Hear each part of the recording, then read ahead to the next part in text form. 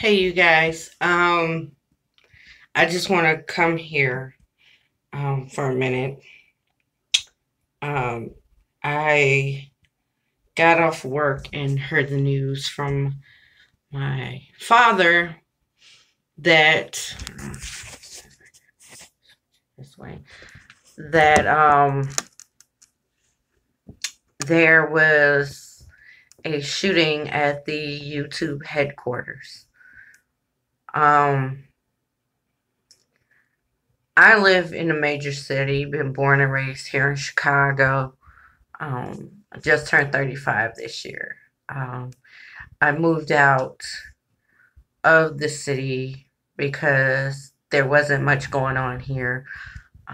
There wasn't, I needed a change and I ended up joining the military.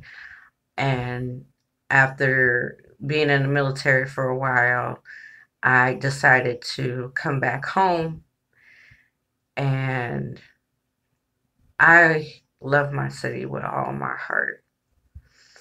I was born and raised here, born and raised. I was poor. I'm still poor. Um, I work 4 jobs, and I just want to come here to tell you that the effects of it's heartbreaking because I live in the city. When I my parents, we had to move around a lot. Um, and then they moved us up on the north side, and um, then I became an adult and I lived lived on the south and west side, and I currently live on the southeast side, or what we call the east side.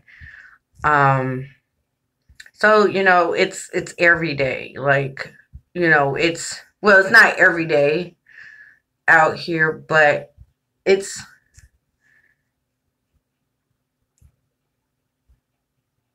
when you are raised in a certain areas of certain cities, or when you grow up in certain places, it's become second nature. You know, I can. I gotta go get my charger. Hold on.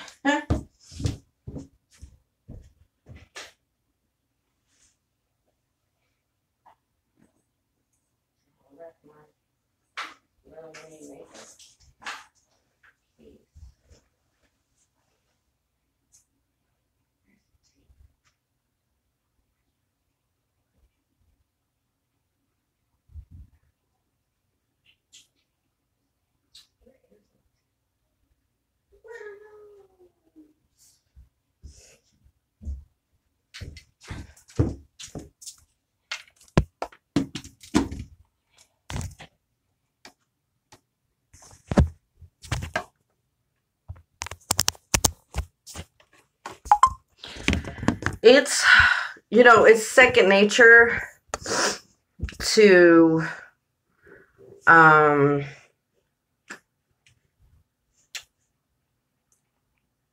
to walk outside or to be in your house and you hear gunshots.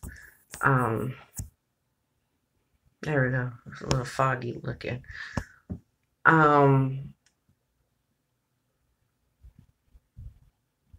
but with that being said, it is currently easy, easy for a convicted felon to obtain firearms. I'm not going to get into detail about that, but whereas somebody like me, if I was to get a firearm, it would take roughly possibly about 2 years to obtain, go through training and Well, I've been through training, but for before I left, it would have taken up to about 2 years um, to do a background check. I don't know what the background check law is now, um, but due to my prior service, I can go through training and for weapons qual, which is firearm qualifications. Um, and because of my training, I can only take half of what somebody who doesn't have military training can take. They have to take the full class. I think it's like 16 hours here in the state of Illinois for a concealed carry license. Um, and the one place that I do want to go to, they have a training, and then they take you to the range, and then it's all the fees and everything is included. But that's neither here nor there. Um,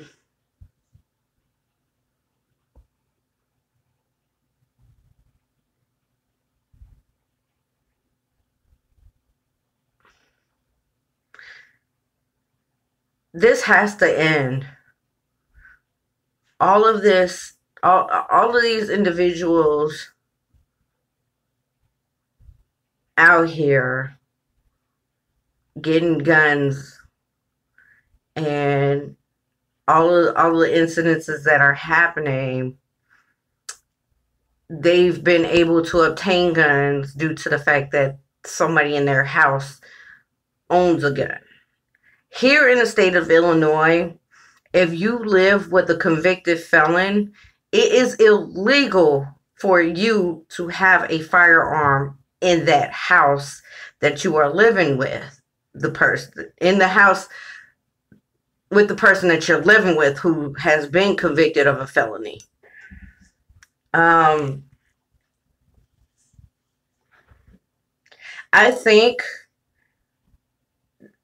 that should be a nationwide thing, because only in the state of Illinois, if you live with somebody who has felony charges, even from when they were 17, and it followed them through their adulthood, you can't own a firearm around in that household, even though you never were convicted of that felony. I think that should be a nationwide thing. Needless to say, there are laws put in place, but I don't know what else to say about that. Like,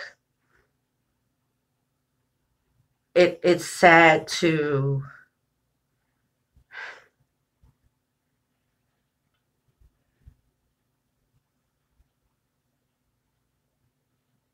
people have lost their way.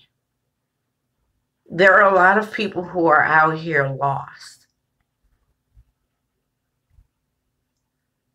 And it's okay to hurt.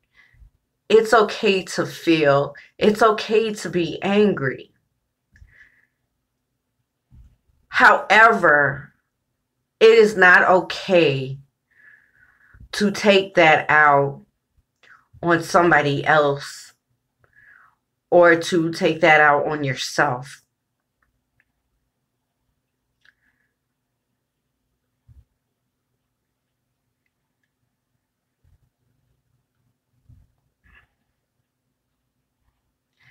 It's sad because I don't want to have to turn on the news and explain to my child, who is practically a teenager, what is going on. I don't want to have to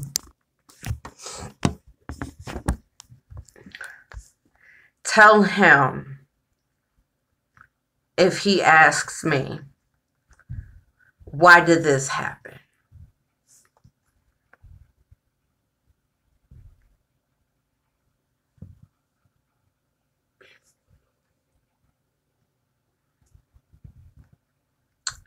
In a world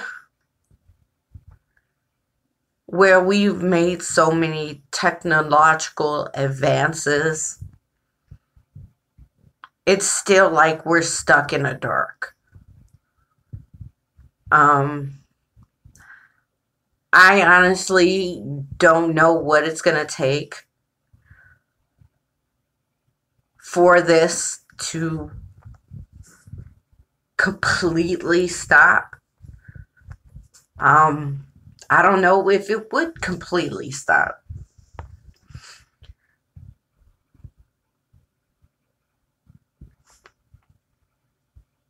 It's disheartening, and it's just all around sad and depressing to just turn on the TV or, turn on the radio and, breaking news.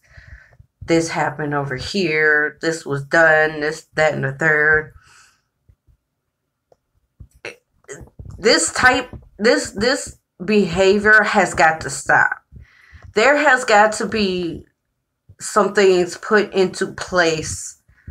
I can't say specifically what we need to have put in place. All I know is that somehow there has to be steps taken. There has to be something done about all of this that's going on, because every time I turn around, there's something happening. Not too long ago, there was an incident in Florida in high school. Before that, you had Sandy Hook.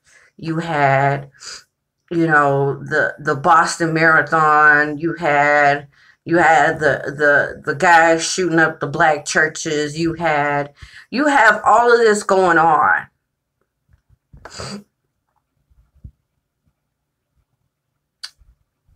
And it's going on in a world where we are supposed to be advanced as humans, and yet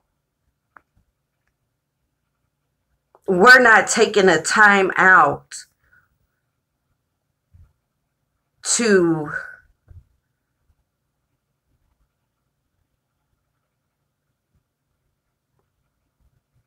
reach out to people who need it the most.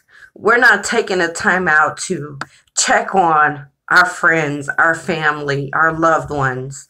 We're not seeing the signs and the symptoms of something wrong or going wrong.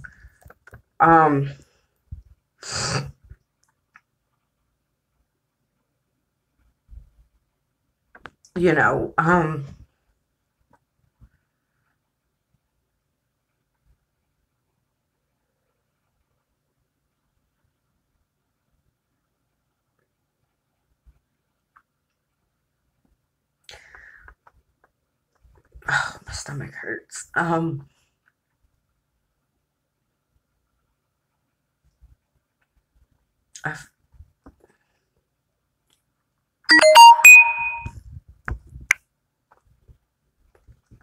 feel like I'm gonna throw up right now.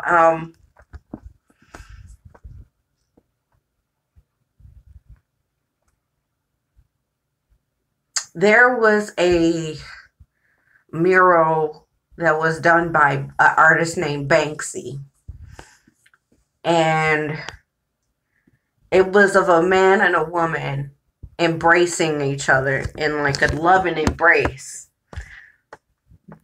but they were both holding their cell phones behind each other. They were, while they were hugging each other, they were scrolling through their cell phones. We are detached from the world outside. I noticed it with myself too, with my cell phone. When my cell phone was off, I felt like sick because one, I use my cell phone for work, and I don't own a house phone. I don't know anybody who owns a house phone anymore. Um, I don't know anybody who owns a house phone anymore. I have a cell phone because one, it's how I connect with everybody. I don't own a house phone. It's too expensive to own a house phone now. Um, and my son has a cell phone, but he only has it when he is calling me and when they go out as a form of communication, because in this world there's just so much crazy stuff going on. Um, I'm very When it comes to my child, I'm very paranoid because I take him everywhere I go. Um, I don't trust people to watch him. I I don't trust going through a secured website to get a nanny or any of that. Just because of every time you turn the TV on, that's my immune system. Everybody seems to be sick. Um, just because when you turn the TV on as a parent, it's very discouraging seeing all the things that are going on, and to see, certain things that make you think, well, this is why this is happening and this, that, and the third. So as a mom, I can be a little overprotective at times, but there's a reason behind it, because as a child, some things happen to me that I just don't. I to the best of my ability, pray they never happen. Um, because I'm just, and that's the reason for me having the trust issues that I do,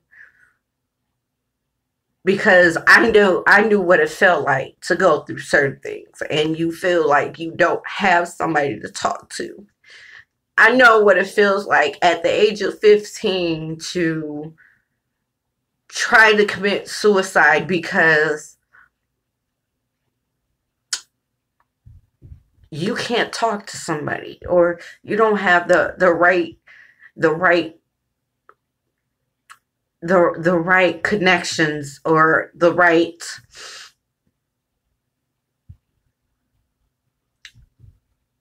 you know medical out um I know what it feels like.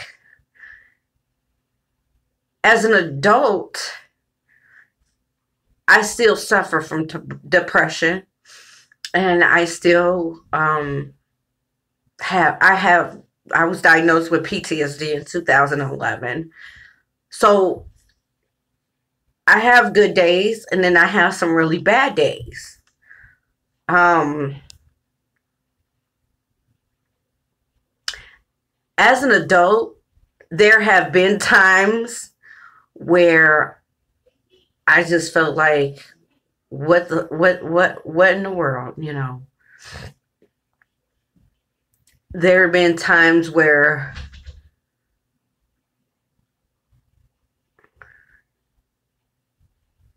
I've been through certain things where it made me feel, I don't know, disgusted, and I not disgusted, but like it made me feel like I wanted to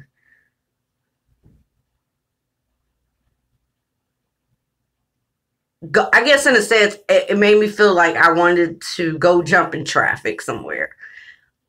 But I knew I know that's a permanent solution for a temporary problem. That in life you go through things, but you have to pick yourself back up to keep pushing forward, even when it seems like the walls are caving in and there's nothing going right. You still have to persist and continue with life. You have to continue with yourself. You have to say to yourself, okay, self, I need help. I need this help, and I'm going to go see who I can get, where I can go for this type of help. You know, because I've gone through therapy. There's no shame. There's no shame in getting therapy. There's no shame in it. And I know a lot of people, especially being half Latino, I know that within the Latin community and even within the Black community, there's a stigma where, oh, don't tell people that. But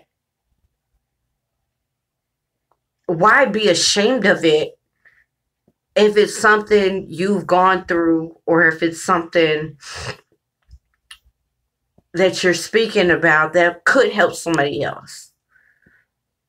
You know, it hurts me. It hurts my soul to see somebody want to give up on life and know that they're younger than you and they've got so much ahead of them. And it hurts my soul to see that. It hurts.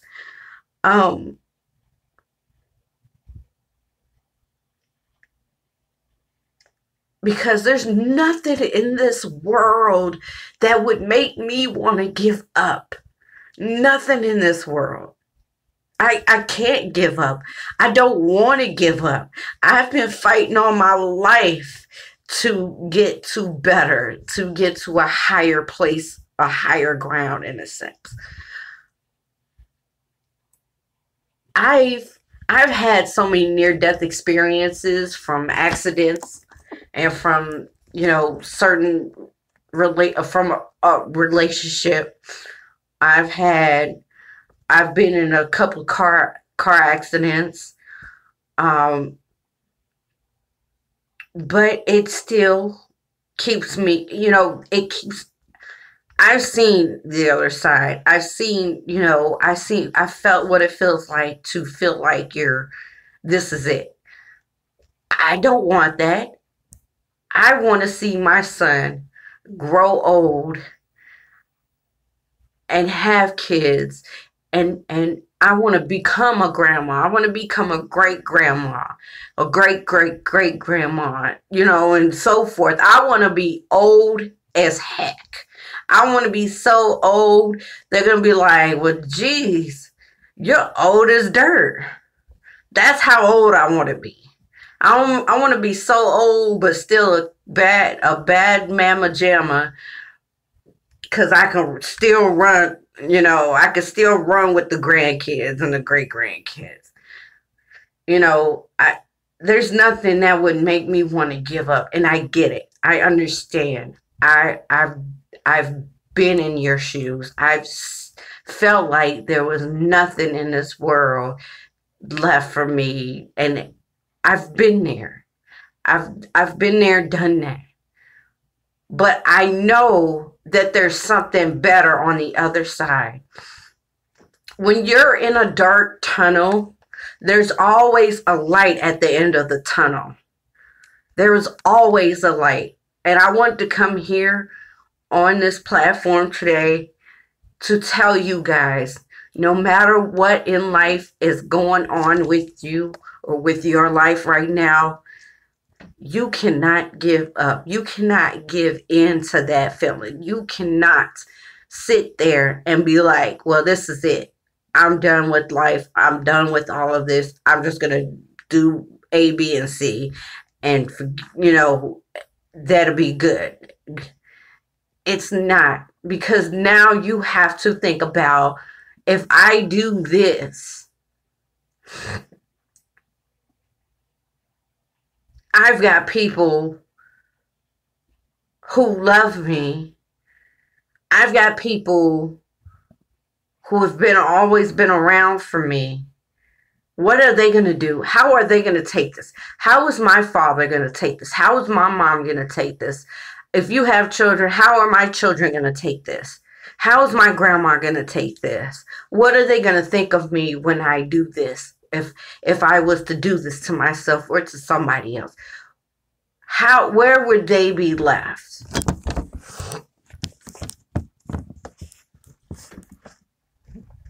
And to be honest,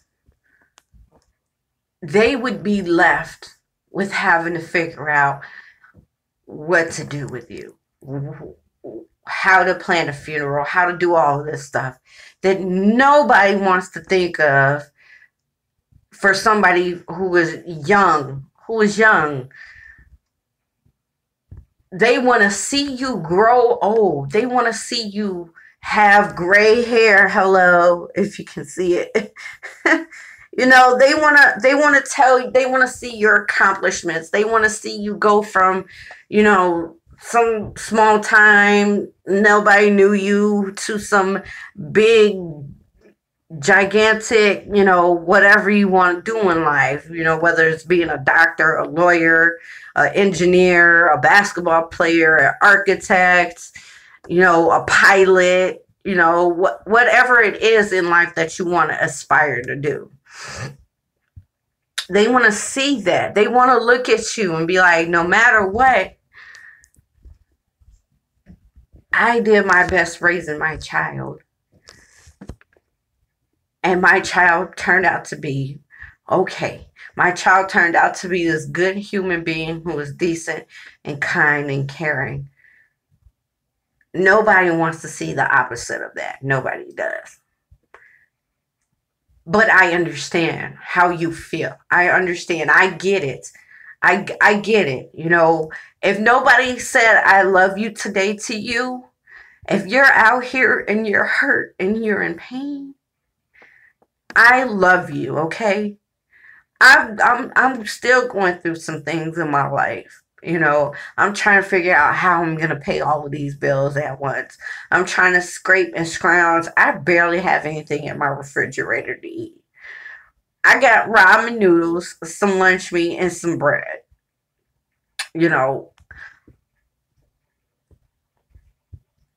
But I know it's going to be okay. I know that.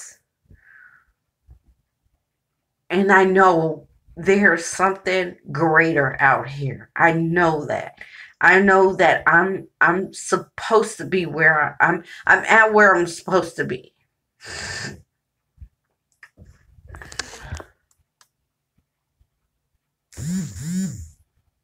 Oh, that's what I was trying there.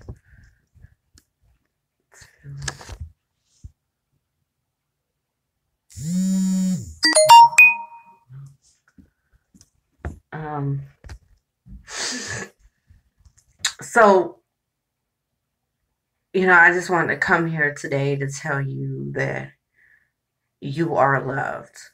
No matter what, no matter who you are, no matter what you're going through in life, somebody loves you out here. Please, if you need help, get help. Get help. I can't stress this enough. There's always somebody to talk to on the suicide prevention hotline. And I'm going to link it in the description box after I close out this video for you guys. To everybody on the YouTube platform, I just want to say I hope you guys are safe. And to everybody who was at the headquarters today, I just want to tell you guys that I'll be praying for you. And I will keep you in my thoughts and prayers. I love you guys, and I will talk to you later.